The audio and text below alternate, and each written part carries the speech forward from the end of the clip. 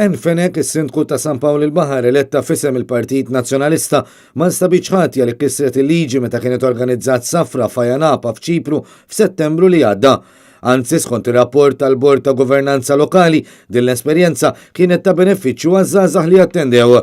Il-Bord investiga l-każ wara li rċieva alment mid-direttur tal-Gvern Lokali dwar l-allegat ksur ta' liġi meta saret is-safra li kienet parti minn esperjenza ta' skambju.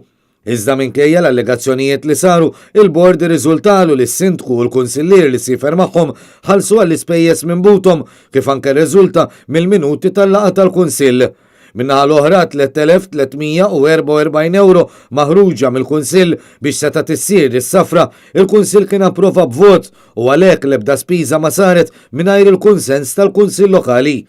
Il-bord ma sab xejn ħażin laqqas dwar l-għażla tal-membri fil-Kumitat taż-Żgħażagħ li parteċipaw f'din is-safra, kif lat dwar il-Kunsilli Lokali jistipula li l-Kunsill jista' jaħtar persuni li ma jkunux membri tal-Kunsill fi kwalunkwe kumitat. Madankollu, innota biss li l-għażla seta' tissir bi proċess aktar trasparenti bħal bsejħa pubblika biex kulħadd ikollu l-opportunità ikun parti mill-kumitat.